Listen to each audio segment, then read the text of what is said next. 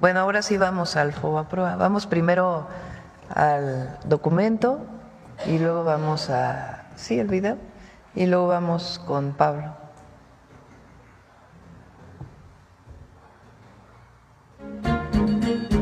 La historia del Fondo Bancario de Protección al Ahorro, FOBAPROA, es la historia de una estafa, de una red de corrupción entre el poder político y el poder empresarial y del saqueo más grande en la historia contra la economía del país y de millones de mexicanos. El FOBAPROA surgió en 1990 durante el gobierno de Carlos Salinas de Gortari, con el objetivo de darle liquidez a los bancos recién privatizados para que en caso de crisis y devaluaciones entrara el rescate de sus deudas y otorgarles capital.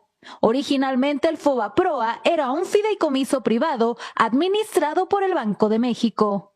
El FOBAPROA tenía un precedente directo para beneficiar a empresas establecidas en México que tuvieran deudas en dólares. Su primer director fue el entonces joven economista Ernesto Zedillo Ponce de León, recién doctorado en la Universidad de Yale.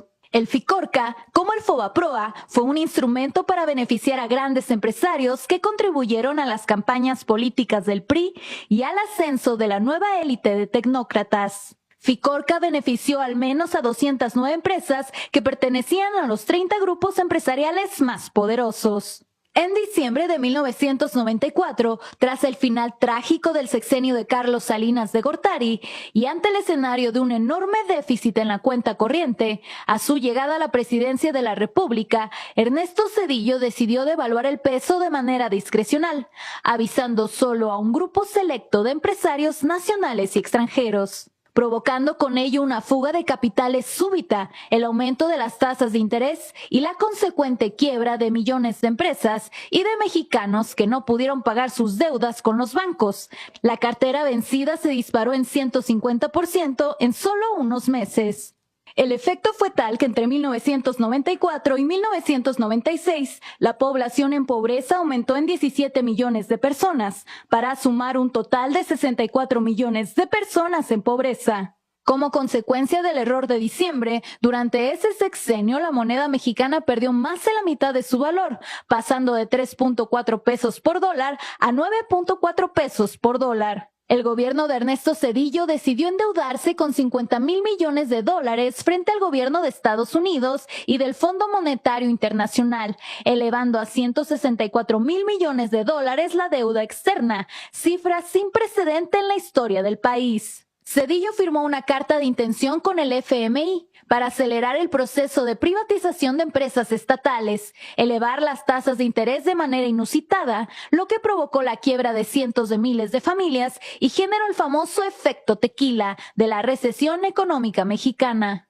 El único rescate aprobado desde el exterior y operado por el gobierno de Zedillo fue a los grandes empresarios y a la banca en quiebra, que fue el antecedente para que grandes bancos extranjeros se quedaran con la banca mexicana. Con el pretexto de evitar una crisis financiera mayor, Zedillo ordenó comprar la deuda privada de bancos y empresas en forma de pagarés que se canalizaron al FOBAPROA, equivalentes al 11% de toda la economía mexicana. En el verano de 1998, con el apoyo de los votos del PAN y del PRI en el Congreso, la administración zedillista convirtió esa deuda privada en deuda pública y el FOBAPROA pasó a ser el Instituto para la Protección del Ahorro Bancario, IPAB, en beneficio directo de bancos como Bancomer, Inverlat, Banamex, Unión, Santander Mexicano, Serfín y Banpaís.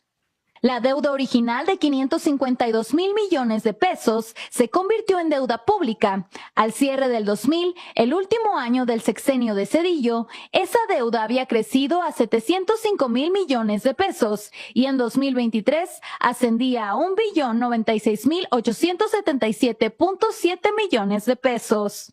En un cuarto de siglo, creció más de 100%, aunque ya se habían pagado más de 1,376,000 millones de pesos solo en bonos del IPAB.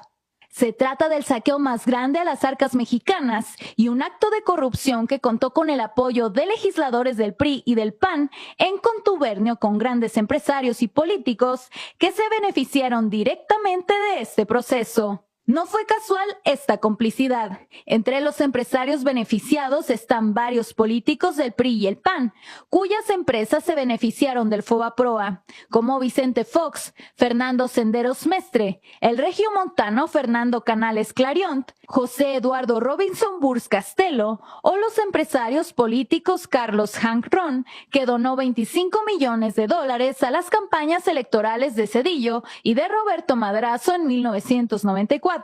O los casos más conocidos de Carlos Cabal Peniche, Fernando Laquenau Rocha y Ángel Isidoro Rodríguez, y grupos empresariales importantes vinculados con Pablo Escandón Cusi, Manuel Gómez Daza Rangel, Claudio X González Laporte, Agustín F. Legorreta Chaubet, la familia Ballesteros, Valentín Díez Morodo, David Peñalosa, Ricardo Salinas Pliego y Enrique Molina Sobrino. El FOBAPROA fue el modelo para otros rescates discrecionales, como el carretero de 1997, que costó más de 165,000 millones de pesos, o el rescate azucarero de 27 grandes ingenios por más de 30,000 millones de pesos. En 2005, la Comisión Investigadora del Senado de la República sobre el FOBAPROA y PAV consideró a este mecanismo como un despojo en el que se detectaron operaciones irregulares por montos millonarios, por las que se presentaron denuncias por defraudación fiscal, tráfico de influencias, uso indebido de atribuciones, conflicto de intereses, fraude corporativo, uso de información privilegiada, engaño y perjuicio a la nación. Hasta Carlos Salinas de Gortari, ex jefe de Zedillo y padre del neoliberalismo, calificó al FOBAPROA en su libro La década perdida como una capitulación y entrega de áreas fundamentales de la economía a extranjeros.